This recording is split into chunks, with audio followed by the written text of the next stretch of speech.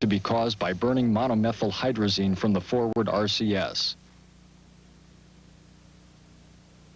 The flash reaction from the RCS propellants abated, revealing separation of the nose section from the crew cabin. Less than a quarter of a second later, the crew cabin was noted to be severed from the cargo bay. Igniting of propellant discharge continued to be observed from the forward RCS.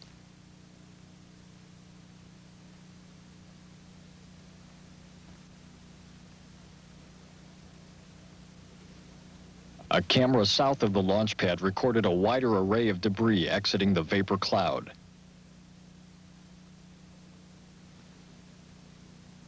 The initial emergence of the crew cabin from this perspective was at 75.237 seconds.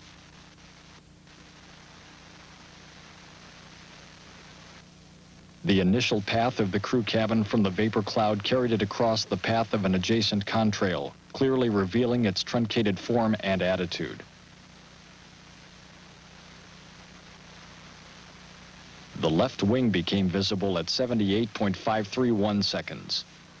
The main engines and crew cabin are also identifiable. After 10 seconds, the crew cabin was seen again with the front end and top of the cabin visible. As the subject moved further away and dropped lower on the horizon, the quality of the image for visual analysis deteriorated rapidly. Long-range tracking cameras followed the SRBs through range safety destruct. At approximately 75.8 seconds, the right SRB was seen exiting the cloud. Camera E207 shows the right SRB after the breakup, and the joints are clearly visible except for the aft field joint. This confirmed the location of the plume along the longitudinal axis of the SRB. The separated nose cap and deployed drogue parachute are identified at approximately 76.4 seconds.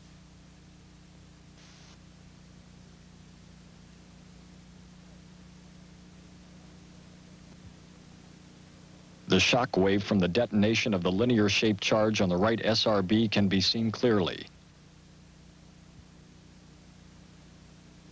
Simultaneously, the left SRB was destroyed.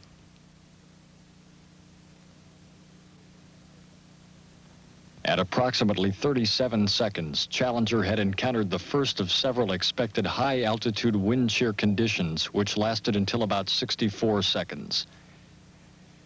These wind shears are best illustrated by the effect on the booster exhaust trails. The effect of wind shear was immediately sensed and countered by the guidance, navigation, and control system. Wind reconstructions were aided by comparing predicted exhaust trail shapes with acquired photography. The reconstructed winds were used in trajectory and flight loads analyses, which verified that the loads were within limits. Several flashes in the SSME plumes were observed during the flight.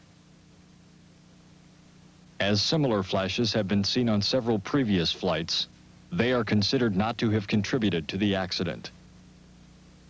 The visible condensation that appears in this frame is created by shock waves which develop as the vehicle passes through the speed of sound.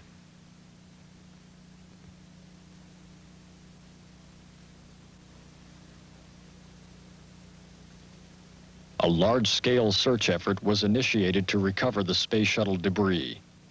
22 ships, 6 underwater search vessels, and 33 aircraft participated in the operation. The pieces recovered initially were those found floating on the surface.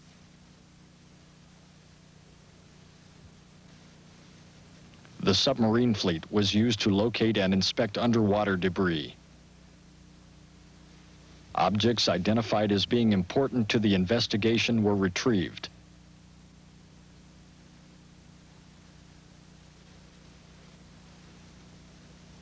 % of the entire vehicle was recovered in the effort. The ocean search area was located at the edge of the Gulf Stream at depths up to 1,200 feet. Approximately 93,000 square miles of ocean were searched. The recovered hardware was brought to the logistics facility, where reconstruction efforts helped to verify the investigation team's findings, as well as to analyze the structural breakup mechanics of the orbiter, ET, and SRBs. Inside the logistics facility, parts were arranged on the floor according to their location on the vehicle.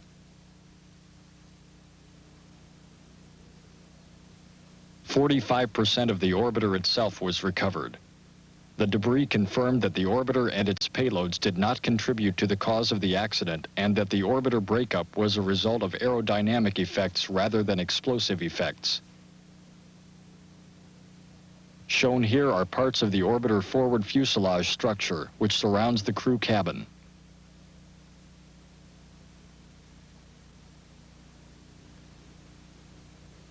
Extensive heating and erosion was detected on the right aft section of the orbiter. The paint was scorched and blackened on the right side of the aft fuselage. Thermal distress was apparent on the right rudder speed brake, while the left showed little effect.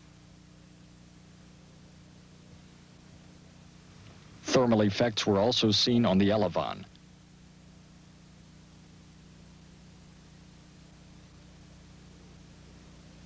The aft left side of the orbiter showed no apparent sign of heat damage.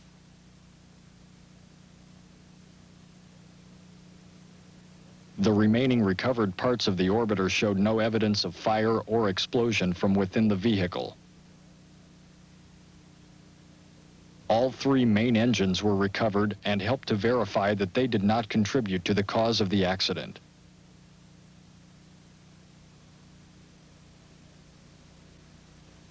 The external tank was similarly reconstructed. 25% of the liquid hydrogen tank, 80% of the inner tank, and 5% of the liquid oxygen tank was recovered.